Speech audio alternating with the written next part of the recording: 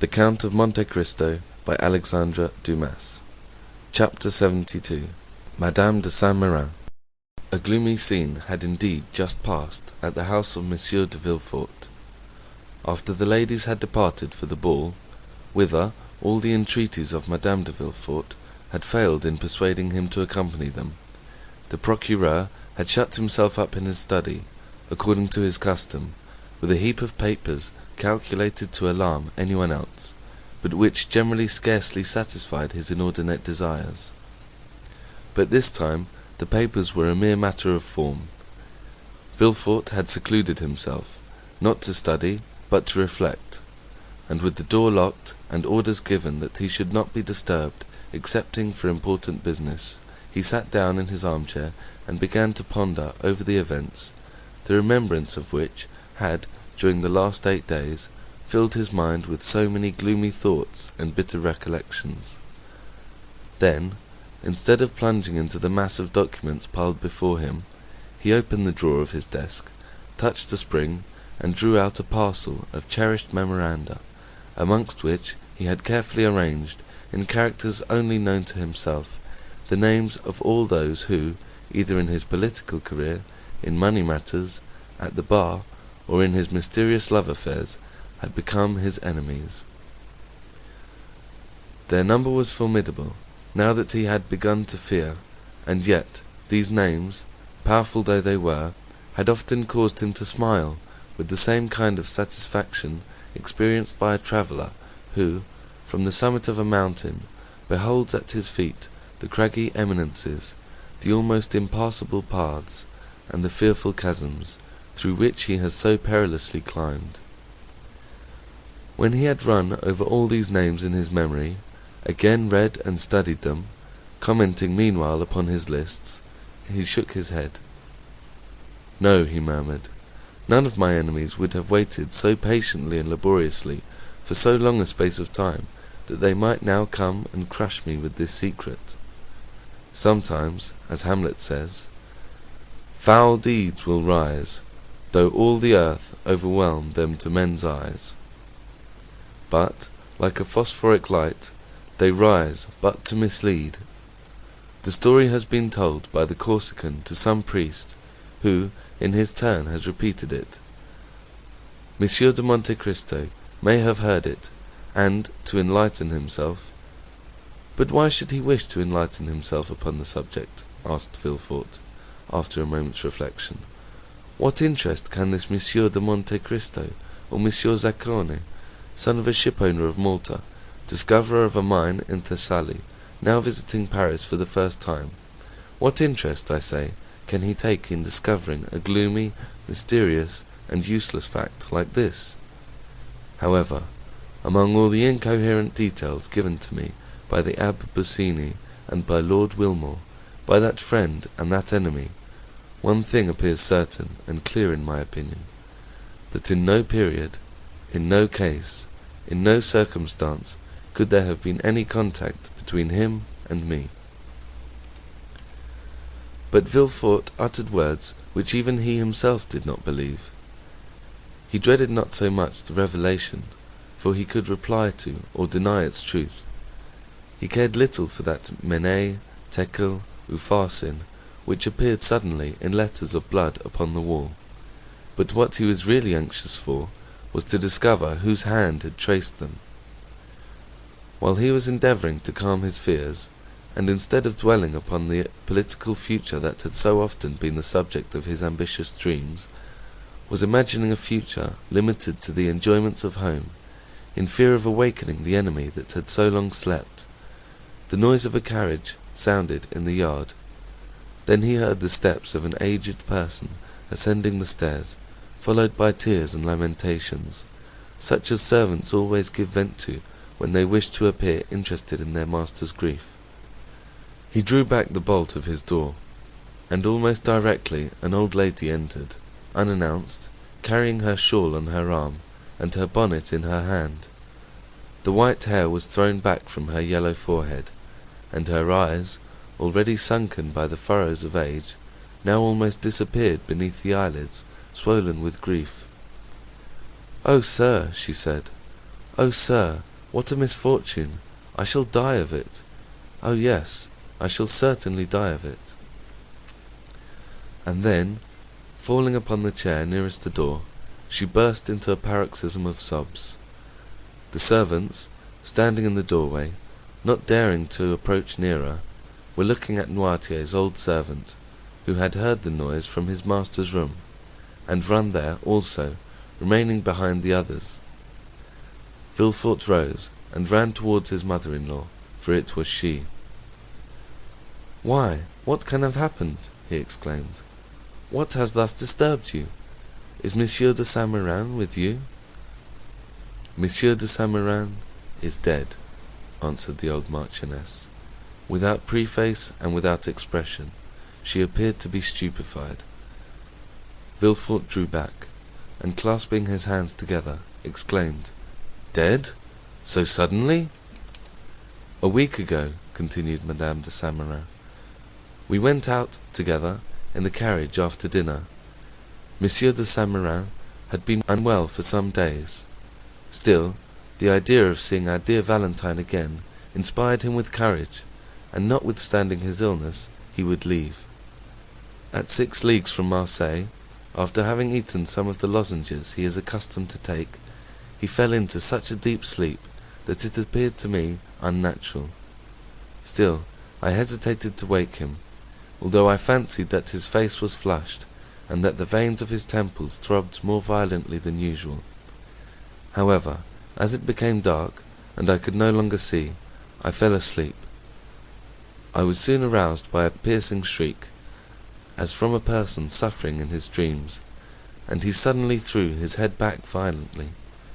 I called the valet, I stopped the postilion, I spoke to Monsieur de Saint-Méran, I applied my smelling salts, but all was over, and I arrived at Aix by the side of a corpse." Villefort stood with his mouth half open, quite stupefied. "Of course, you sent for a doctor?" "Immediately, but, as I have told you, it was too late." "Yes, but then he could tell of what complaint the poor Marquise had died." "Oh yes, sir, he told me. It appears to have been an apoplectic stroke." "And what did you do then?" Monsieur de Saint-Méran had always expressed a desire, in case his death happened during his absence from Paris, that his body might be brought to the family vault. I had him put into a lead coffin, and I am preceding him by a few days." "Oh, my poor mother," said Villefort, "to have such duties to perform at your age, after such a blow. God has supported me through all. And then, my dear Marquise, he would certainly have done everything for me that I performed for him. It is true that since I left him, I seem to have lost my senses. I cannot cry. At my age, they say that we have no more tears. Still, I think that when one is in trouble, one should have the power of weeping. Where is Valentine, sir? It is on her account I am here. I wish to see Valentine." Villefort thought it would be terrible to reply that Valentine was at a ball, so he only said that she had gone out with her stepmother, and that she should be fetched. "This instant, sir, this instant, I beseech you," said the old lady. Villefort placed the arm of Madame de Saint-Méran within his own, and conducted her to his apartment. "Rest yourself, mother," he said. The Marchioness raised her head at this word, and beholding the man who so forcibly reminded her of her deeply regretted child, who still lived for her in Valentine, she felt touched at the name of her mother, and, bursting into tears, she fell on her knees before an armchair, where she buried her venerable head. Villefort left her to the care of the women, while old Barrois ran, half scared, to his master. For nothing frightens old people so much as when death relaxes its vigilance over them for a moment, in order to strike some other old person. Then, while Madame de Saint-Méran remained on her knees, praying fervently, Villefort sent for a cab, and went himself to fetch his wife and daughter from Madame de Morcerf's. He was so pale when he appeared at the door of the ballroom, that Valentine ran to him, saying, "Oh, father, some misfortune has happened." "Your grandmamma has just arrived, Valentine," said Monsieur de Villefort. "And grandpapa?" inquired the young girl, trembling with apprehension. Monsieur de Villefort only replied by offering his arm to his daughter. It was just in time, for Valentine's head swam, and she staggered. Madame de Villefort instantly hastened to her assistance, and aided her husband in dragging her to the carriage, saying, "What a singular event! Who could have thought it? Ah, yes, it is indeed strange." And the wretched family departed, leaving a cloud of sadness hanging over the rest of the evening. At the foot of the stairs, Valentine found Barrois awaiting her. "Monsieur Noirtier wishes to see you tonight," he said, in an undertone. "Tell him I will come when I leave my dear grandmamma," she replied, feeling, with true delicacy, that the person to whom she could be of the most service just then was Madame de Saint-Méran. Valentine found her grandmother in bed.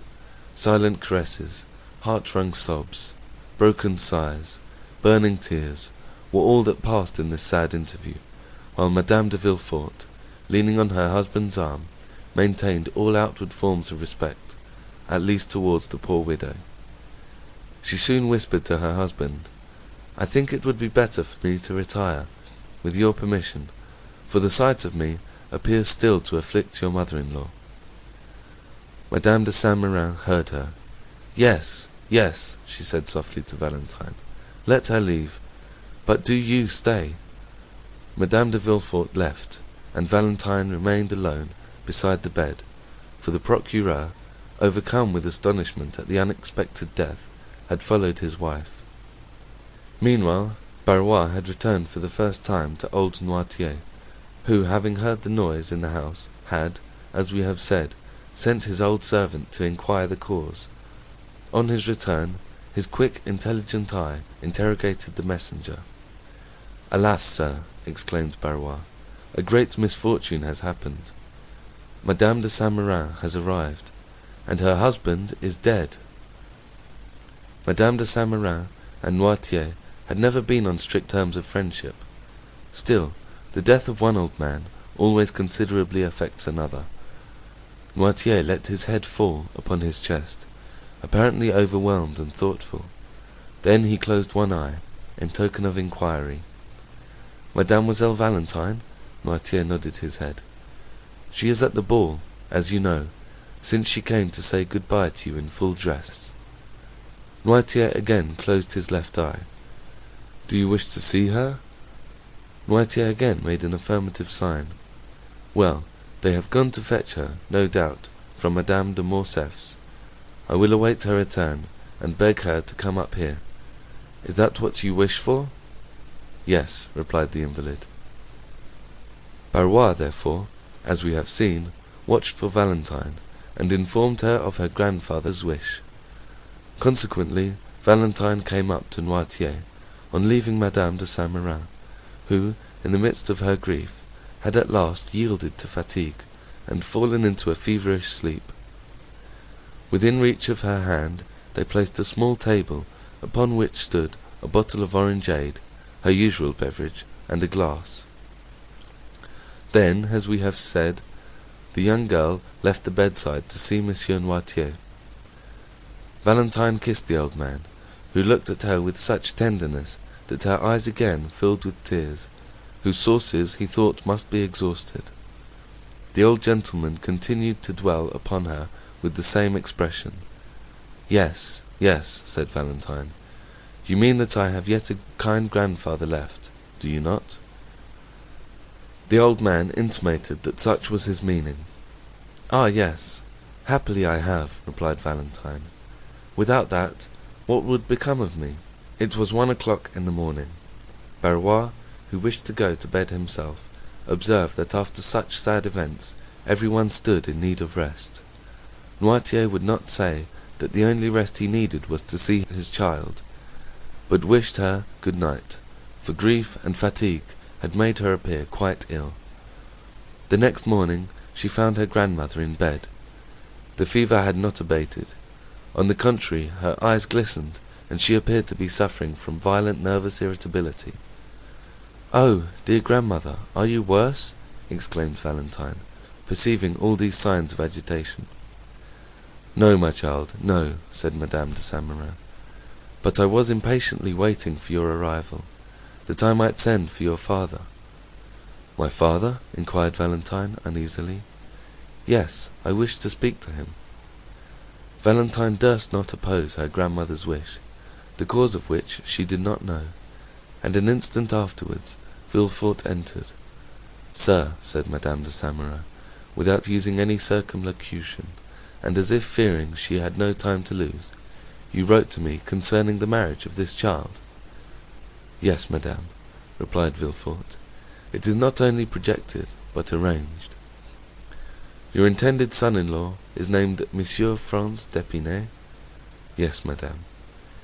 "Is he not the son of General d'Épinay, who was on our side, and who was assassinated some days before the usurper returned from the island of Elba?" "The same." "Does he not dislike the idea of marrying the granddaughter of a Jacobin?"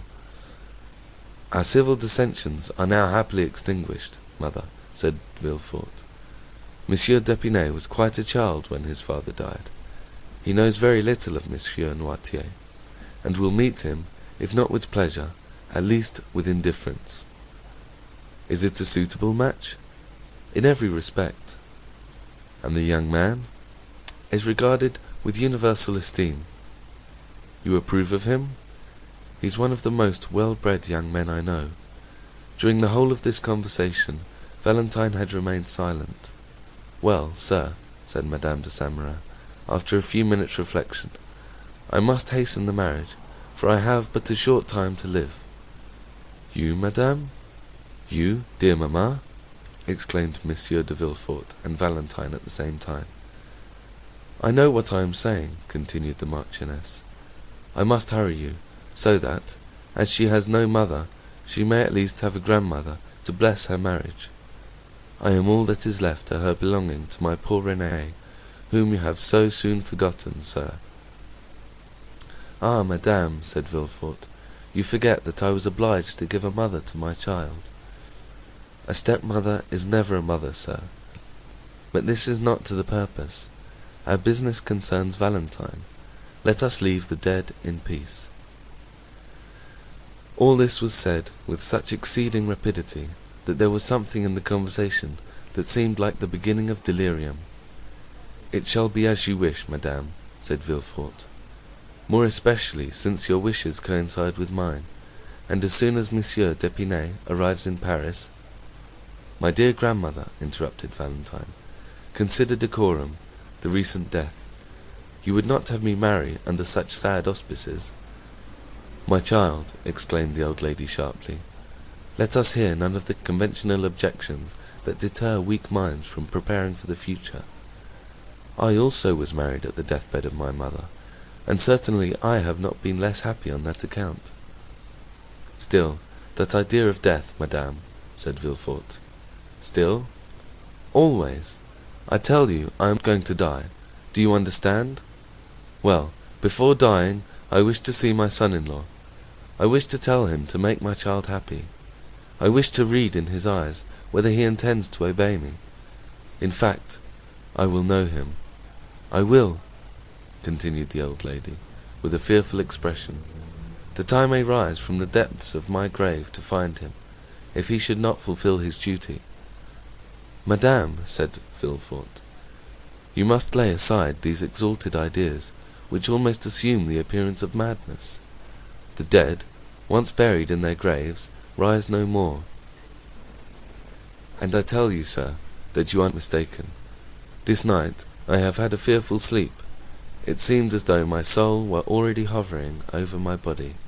My eyes, which I tried to open, closed against my will, and what will appear impossible, above all to you, sir, I saw, with my eyes shut, in the spot where you are now standing, issuing from that corner where there is a door leading into Madame Villefort's dressing-room. I saw, I tell you, silently enter a white figure." Valentine screamed. "It was the fever that disturbed you, madame," said Villefort. "Doubt, if you please, but I am sure of what I say. I saw a white figure, and as if to prevent my discrediting the testimony of only one of my senses, I heard my glass removed, the same which is there now on the table. Oh, dear mother, it was a dream!" So little was it a dream that I stretched my hand towards the bell, but when I did so, the shade disappeared. My maid then entered with a light. But she saw no one. Phantoms are visible to those only who ought to see them. It was the soul of my husband. Well, if my husband's soul can come to me, why should not my soul reappear to guard my granddaughter? The tie is even more direct, it seems to me. "Oh, madame," said Villefort, deeply affected, in spite of himself, "do not yield to those gloomy thoughts. You will long live with us, happy, loved, and honored, and we will make you forget." "Never, never, never," said the Marchioness. "When does Mr. Épinay return?"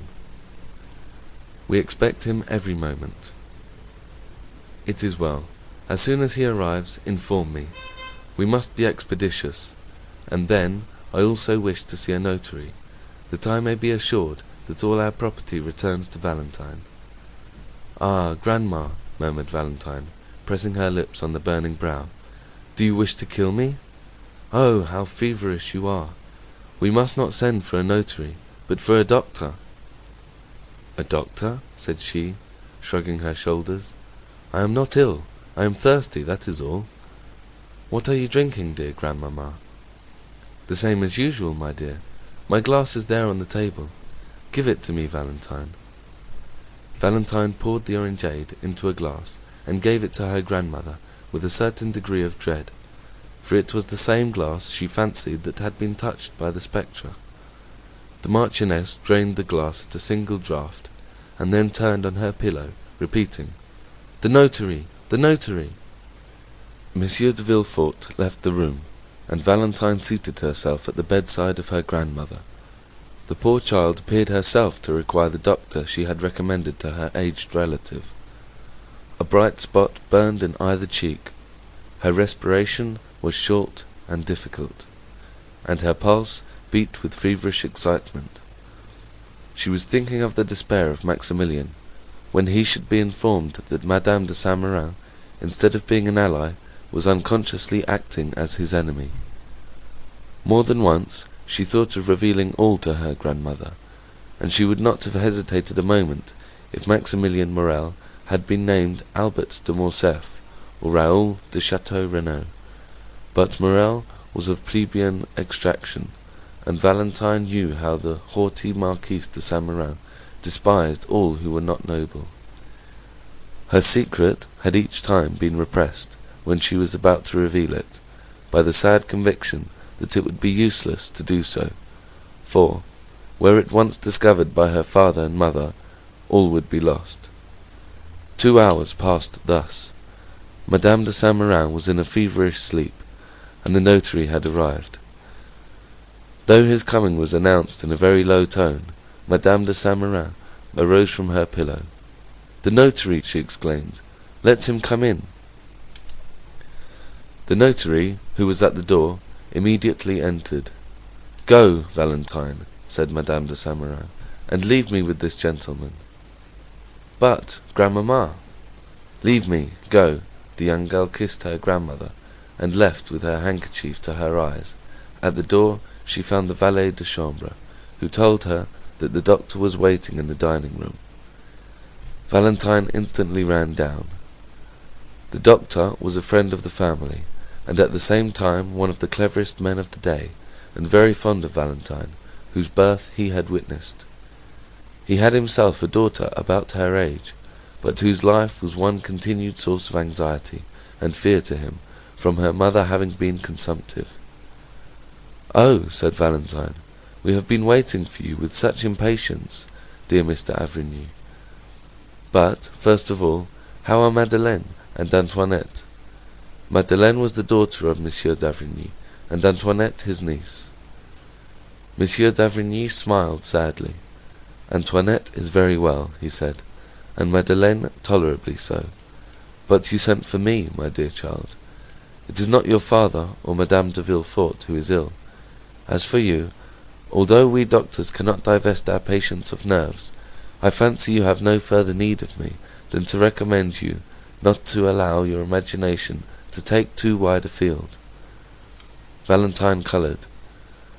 Monsieur d'Avrigny carried the science of divination almost to a miraculous extent, for he was one of the physicians who always work upon the body through the mind. No, she replied, it is for my poor grandmother. You know the calamity that has happened to us, do you not? I know nothing, said Monsieur d'Avrigny. Alas, said Valentine, restraining her tears, my grandfather is dead. Monsieur de Saint-Méran? Yes. Suddenly? From an apoplectic stroke. An apoplectic stroke? Repeated the doctor. Yes, and my poor grandmother fancies that her husband, whom she never left, has called her, and that she must go and join him. Oh, Monsieur d'Avrigny, I beseech you, do something for her. Where is she? In her room with the notary. And Monsieur Noirtier? Just as he was, his mind perfectly clear, but the same incapability of moving or speaking. And the same love for you, eh, my dear child? Yes, said Valentine, he was very fond of me. Who does not love you? Valentine smiled sadly. What are your grandmother's symptoms? An extreme nervous excitement and a strangely agitated sleep. She fancied this morning in her sleep that her soul was hovering above her body, which she at the same time watched. It must have been delirium, she fancies too, that she saw a phantom enter her chamber, and even heard the noise it made on touching her glass. It is singular, said the doctor. I was not aware that Madame de Saint-Méran was subject to such hallucinations. It is the first time I ever saw her in this condition, said Valentine, and this morning she frightened me so that I thought her mad. And my father, who you know is a strong-minded man, himself appeared deeply impressed. We will go and see, said the doctor. What you tell me seems very strange. The notary here descended, and Valentine was informed that her grandmother was alone. Go upstairs, she said to the doctor. And you? Oh, I dare not. She forbade my sending for you, and, as you say, I am myself agitated, feverish, and out of sorts. I will go and take a turn in the garden to recover myself. The doctor pressed Valentine's hand, and while he visited her grandmother, she descended the steps. We need not say which portion of the garden was her favourite walk. After remaining for a short time in the parterre surrounding the house, and gathering a rose to place in her waist or hair, she turned into the dark avenue which led to the bench. Then, from the bench, she went to the gate. As usual, Valentine strolled for a short time among her flowers, but without gathering them. The mourning in her heart forbade her assuming this simple ornament, though she had not yet had time to put on the outward semblance of woe. She then turned towards the avenue. As she advanced, she fancied she heard a voice speaking her name. She stopped astonished. Then the voice reached her ear more distinctly, and she recognized it to be that of Maximilian.